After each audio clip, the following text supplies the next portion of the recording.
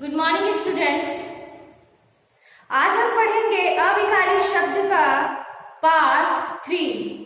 इसके पहले हमने 2 पार्ट्स पढ़ लिए हैं। ये 2 पार्ट्स आपने जो देखा जिसमें अविकारी शब्द किसे कहते हैं, इसके कितने भेद होते हैं, उसमें पहला भेद हमने देखा था क्रिया विशेषण, जिसके 4 भेद हमने पढ़े।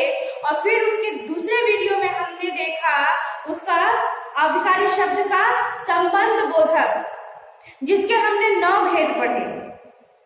अब आज पार्ट 3 में हम पढ़ेंगे समुच्चय बोधक। क्या पढ़ेंगे? समुच्चय बोधक। अविकारी शब्दों के वैसे 5 भेद होते हैं, जिसमें हमने क्रिया विशेषण और संबंध बोधक पढ़ लिया है, और आज हम पढ़ेंगे समुच्चय बोधक। अब जैसे क्रिया विशेषण में हमने देखा था कि क्रिया विशेषण वह है जिसमें क्रिया की विशेषता को बतलाई जाती है। अब क्रिया की विशेषता बताई जा रही है, वो क्रिया विशेषण कहलाता है।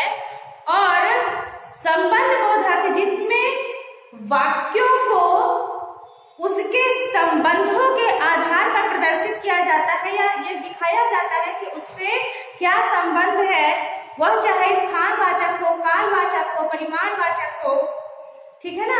तो वो सारे संबंध बोधक के आधार पर आते हैं और इसकी पहचान होती है के भीतर, के बाहर, के पीछे, के आगे इत्यादि। अब हम पढ़ेंगे समुच्चय बोधक। तो समुच्चय बोधक क्या है वो देखेंगे हम। तो समुच्चय बोधक में हम देखेंगे कि समुच्चय बोधक के भी 2 भेद होते हैं। पहला है समानाधिकरण और दूसरा है व्याधिकरण। समानाधिकरण इसका अर्थ होता है जोड़ने के आधार पर। किसके आधार पर? जोड़ने के आधार पर। यानी समुच्चय बोधक जब शब्दों में या शब्दों को वाक्यों, उपवाक्यों या वाक्यांशों में जोड़ा जाता है, उन्हें हम समुच्चय बोधक कहते हैं। अब समुच्चय बोधक के 2 भेद होते हैं। पहला है समानाधिकरण और व्याधिकरण। समानाधिकरण में हमने 4 प्रकार से इसे देखा। अब ये क्या है? पहला है समानाधिकरण के भी 4 भेद हैं। कौन कौन से? पहला है संयोजक। संयोजक यानी कि वे शब्द जिनके, वे संयोजक शब्द या वे समुच्चय बोधक शब्द जिनके माध्यम से हम उन शब्दों को उसके वाक्य, उपवाक्य या वाक्यांश में जोड़ते हैं, तो वो संयोजक बन जाता है, जिसमें मुख्यतः प्रयोग में लाया जाता है और एवं। एग्जाम्पल के लिए, राम, श्याम और मीरा बाजार जाएंगे। तुम, वह और मैं खेलेंगे। माँ एवं पिताजी दोनों घर पर ही हैं। तो इस तरीके से हमने देखा संयोजक यानी और एवं के द्वारा इसे जोड़ दिया गया। अब दूसरा है विरोध सूचक, यानी ऐसे समुच्चय बोधक शब्द जिनके माध्यम से ऐसे वाक्य या उपवाक्य को जोड़ा जाता है जिसमें विरोध की प्रधानता दिखाई जाती है, या उस शब्द का विरोध किया जाता है, जिसमें मगर, पर, लेकिन, किंतु, परंतु इत्यादि आते हैं। अब मगर यहाँ पर, जैसे कि मैं घर जाने वाली थी मगर मेरी बस छूट गई। मैं घर जाने वाली थी मगर मेरी बस छूट गई। तो इस तरीके से हमने देखा कि जो शब्दों का विरोध करे, कि उससे एकदम अपोजिट हो जाए, हम सोच तो रहे थे करने के लिए पर वह कार्य नहीं कर सके। तो यहाँ पे कार्य करने के लिए सोचा जा रहा लेकिन वो कार्य नहीं हो पा रहा, तो वहां पे विरोध सूचक जैसे शब्द का प्रयोग होता है, जो कि समुच्चय बोधक का, समानाधिकरण का विरोध सूचक कहलाता है। तीसरा हमने देखा विकल्प सूचक, जहां पे ऑप्शन हो। तो यहाँ पर वे समुच्चय बोधक शब्द जिनके द्वारा ऐसे वाक्यांश या वाक्य, उपवाक्य बनाए या जोड़े जाते हैं जिसमें आपको ऑप्शन दिखाई दे, विकल्प दिखाई दे, जैसे कि या, चाहे। चाहे जो भी हो जाए मैं इस कार्य को करके रहूंगी।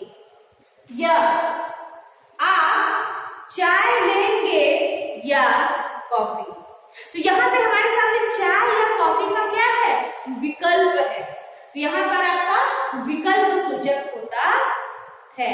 उसके बाद है परिणाम सूचक।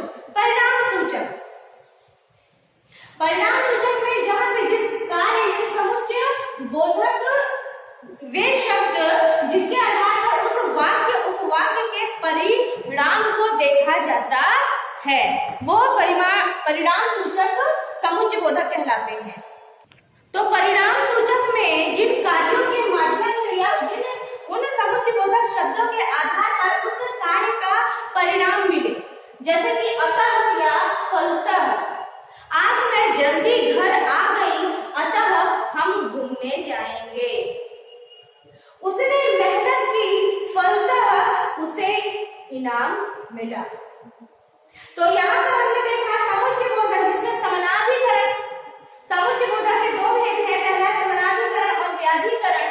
समानाधिकरण में हमने देखा कि उसे जोड़ने का कार्य करता है, उन वाक्यों उपवाक्यों या वाक्यांशों को कुछ समुच्चय बोधक शब्दों के द्वारा, जैसे कि और, एवं, मगर, पर, या, चाहे, अतः, फलतः, तो इन्हें जोड़ा जाता है। और जोड़ने के बाद वो संयोजक होते हैं विरोध सूचक, यानी ऐसे शब्द जिन्हें जोड़ तो दिया जाए लेकिन उनमें विरोध की भावना दिखाई देती है। विकल्प सूचक आपके सामने वो शब्द तो है लेकिन आपको उसमें विकल्प मिलता है। और चौथा है परिणाम सूचक, यानी उन उपवाक्यों के माध्यम से आपने जो भी कार्य किया, आपने जो शब्द जोड़े, उसमें परिणाम सूचक दिखाई पड़ता है। तो ये था आपके समानाधिकरण के भेद। तो आपने देखा समुच्चय बोधक जो समानाधिकरण है वो जोड़ने के लिए होता है, उन वाक्य शब्दों के वाक्य उपवाक्य या वाक्यांशों को जोड़कर बनाया जाता है, जिसमें हमने कई उदाहरण देखे। अब जो दूसरा हम देख रहे हैं व्याधिकरण, तो व्याधिकरण में उन समुच्चय बोधक शब्दों के माध्यम से उनके मिश्रित और आश्रित वाक्य उपवाक्य और वाक्यांशों को जोड़ा जाता है। अब मिश्रित और आश्रित वाक्य क्या है? मिश्रित आश्रित वाक्य यानी कि एक वाक्य दूसरे वाक्य से संबंधित होता है, परस्पर निर्भर होता है या उससे जुड़ा होता है, यानी कि जो दूसरा वाक्य है वो निर्भर होता है पहले वाक्य पे या पहला वाक्य निर्भर होता है दूसरे वाक्य पे। तो यहाँ पर देखिए व्याधिकरण का जो मिश्रित और आश्रित वाक्यों से बना हुआ है, इसका सबसे पहला जो है भेद वो है कारणवाचक। अब कारण यानी उन समुच्चय बोधक शब्दों के माध्यम से ऐसे शब्दांश या वाक्य जिससे हमें उस कार्य के होने का कारण बताते हैं कि ये कार्य क्यों हुआ, वो कारणवाचक शब्द कहलाते हैं। जैसे कि इसलिए, क्योंकि। रीमा देर से घर आई क्योंकि उसकी बस छूट गई थी।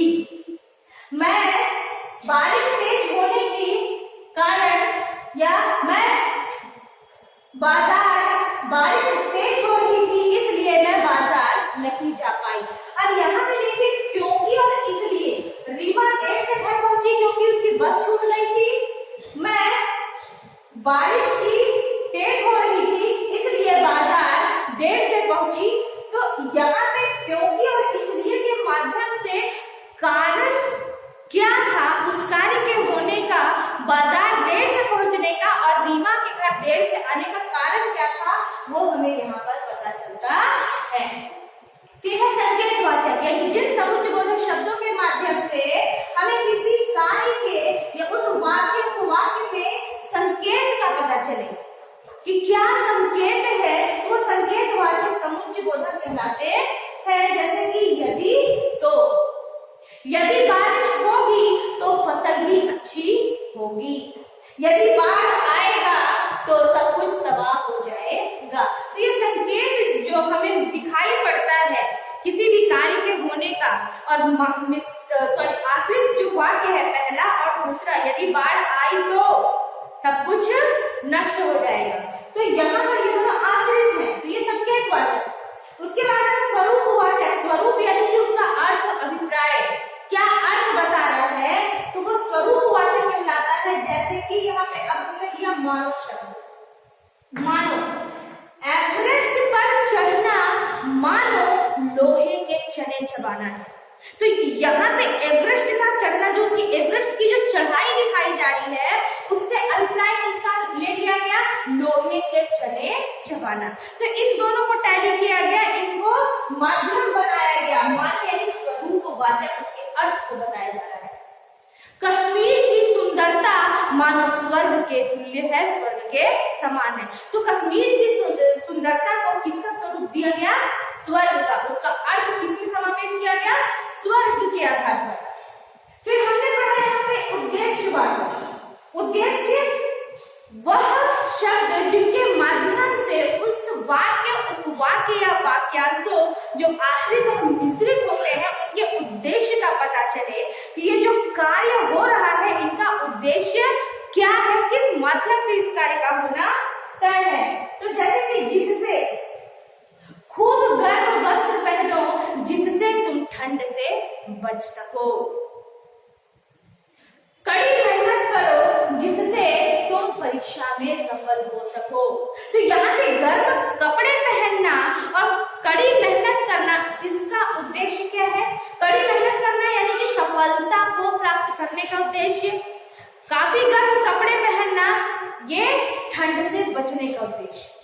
तो यहाँ पर हमने देखा जो संबंध बोधक, जो कि तीसरा भेद है आपका अभिकारी शब्द, जो कभी परिवर्तित नहीं होता, क्रिया विशेषण और संबंध बोधक के बाद समुच्चय बोधक, जिसमें हमने दो प्रकार के देखे, समानाधिकरण और व्याधिकरण। समानाधिकरण जिसमें 4 रूप हमने देखा, संयोजक, विरोधवाचक, विकल्प सूचक और परिणाम सूचक। उसके बाद हमने देखा व्याधिकरण, जिसमें मुख्यतः मिश्रित एवं आश्रित उपवाक्य, वाक्यांश या उपवाक्यों को जोड़ा जाता है। और ये उपवाक्य, जो ये शब्द वो क्या है? इसलिए, क्योंकि, यदि, तो, मानो, जिससे, चूंकि इत्यादि।